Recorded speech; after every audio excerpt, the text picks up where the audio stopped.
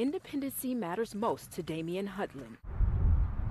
He was born with spinal bifida. In 2015, I lost my leg to a bone infection, and that's how I ended up in a wheelchair. But he's never felt he had a disability. My siblings will tell you now, I don't have a disability.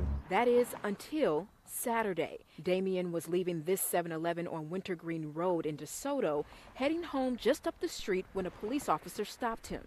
First of all, he stopped in front of me, basically blocking me from going, and hops out and proceeds to ask me and tell me I couldn't be in the street. I said, well, there's no sidewalk.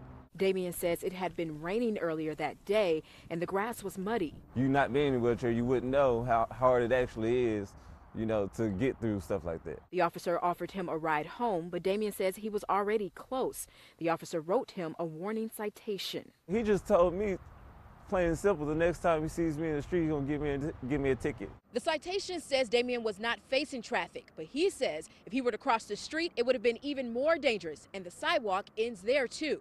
I could lose my life. You say you worried about my safety in my life, then do something about it. Damian's aunt Yvette Boyer shared the citation on Facebook. If the traffic is going 40 miles an hour and he's in a manual wheelchair, he's risking his life, either side.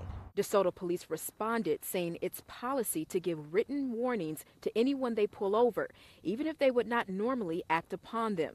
Although the warning says Damian must appear in court or a warrant will be issued for his arrest, the city of DeSoto tells us he doesn't have to go to court. Both the city and police say they're willing to work with him to get sidewalks added. All I ask is for a sidewalk, that's it. That's it.